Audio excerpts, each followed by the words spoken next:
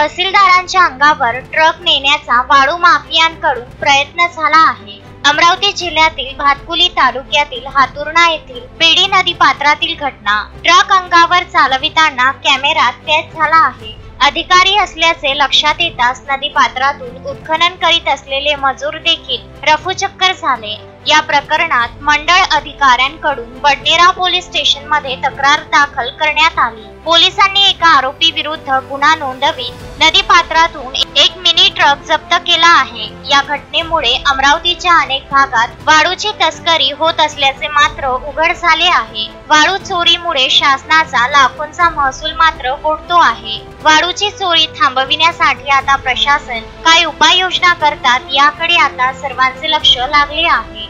Bureau report, Amravati.